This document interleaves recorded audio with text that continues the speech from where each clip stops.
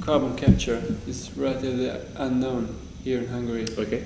And so I would like to ask you to briefly tell us what benefits do we enjoy using this technology. I think the benefits of it are that it is a method to burn fossil fuels, which I think most people agree will be needed for the foreseeable future, even though it's not a replacement for renewables and other forms, but complementary to it. It enables you to use your fossil fuels and burn them, but at the same time without having the problem of generating vast amounts of carbon dioxide that is then emitted into the atmosphere. So that by capturing the CO2, either before it's burnt by a chemical process or after it's burned, you then take the CO2 and store it geologically forever, effectively. I think that this would have, as a contribution towards reducing the amount of CO2 that mankind puts into the atmosphere, it seems to be something that has a great potential benefit. And this whole thing about carbon capture is shaping up, so it's not quite fixed yet, is it? No, it's fair to say that the regulatory regime is not in place yet, nor has the technology been put together all the way through the chain. But each particular part of the technology has been proven in other industries. And so there is something to build on. But I mean, the fact is that if you merely to say that something, you can't sort of say that because it's not here now, it shouldn't be attempted in the future. We wouldn't have got anywhere with the enormous amounts of progress that's been made in solar power and in wind power. Has all been about people saying the technology isn't there, the regulation isn't there, but let's go and get it. And I think carbon capture and storage is in exactly that position right now. It's a great investment. Yes. What are the ways to get your money back? What are the ways to get your money back? The key thing is to make sure that the additional costs that you're going to have, the extra costs that you're going to load onto your power plant or whatever you're doing to have it CCS equipped, is offset somewhere else. Now, we can see in the future that there may be a time when the carbon price is such that the costs of not doing CCS, of not doing carbon capture and storage, and merely emitting into the atmosphere, are such that actually carbon capture and storage seems like good value. Until that time comes, there are other ways that you can manipulate the returns that you get through, to some extent, through as it is going to be put into the EU ETS under the CCS directive for using the CO2 for enhanced oil recovery, and I think those are the sort of the two prime ways.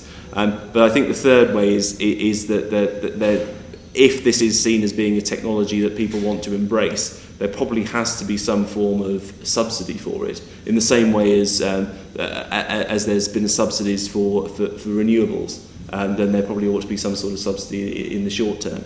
But as I say, you can readily see a situation in the future whereby we're not really talking about a situation with how do I get my money back. We're saying, who on earth would invest in a coal-powered station that just emits CO2 into the air? It's madness. And do you know anything about the Hungarian power plant, which plans to use this technology?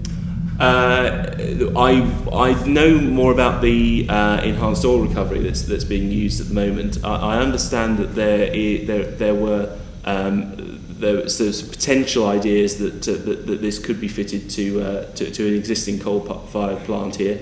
But I also understand that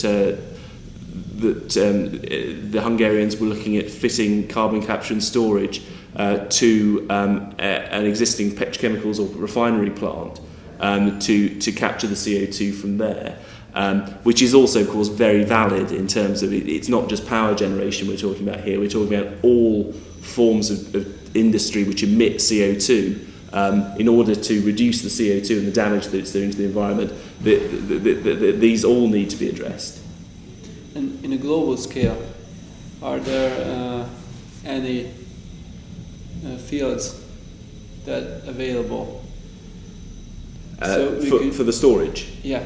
On a global scale, obviously this is a technical question, but on a global scale, there have been estimates that that storage in existing and depleted oil fields is more than enough in Europe. Is more than enough for, I think it was 50 or 60 years of carbon dioxide generation at the current rates.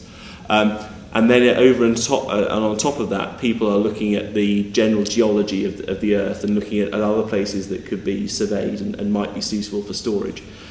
So in terms of there is capacity. Is it going to be enough to store all the CO2 we ever produce? No. But are we saying that this is the only answer? No, we're not saying this is the only answer. We're saying that this is one of the answers that we need to run alongside everything else to reduce CO2. Yeah.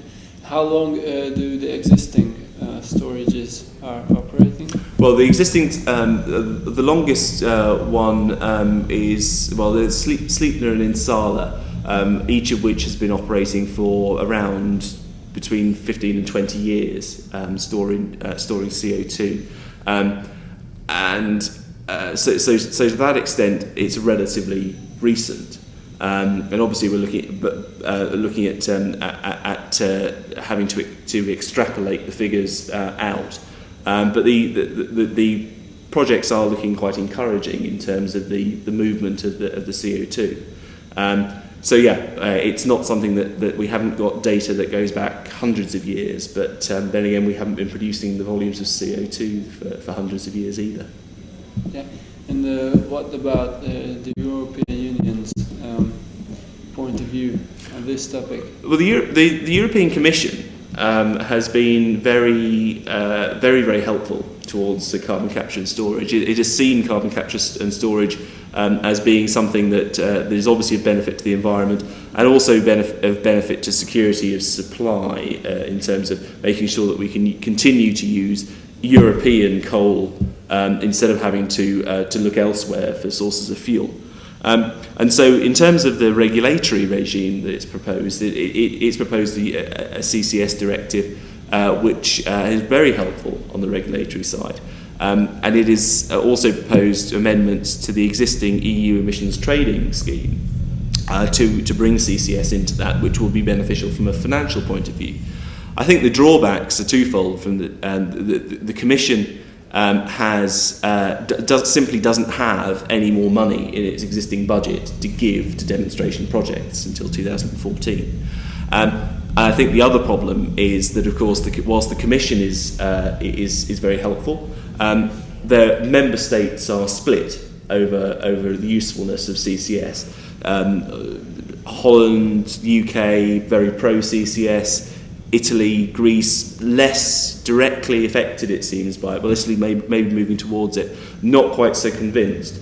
And I think if you don't see the initial benefits there, you're more likely to say, well, it could have a detrimental environmental effect, let's not do it. So it's a mixed bag, but just to recap, I think the Commission is moving in the right direction. Okay, thank you. Okay, thank you.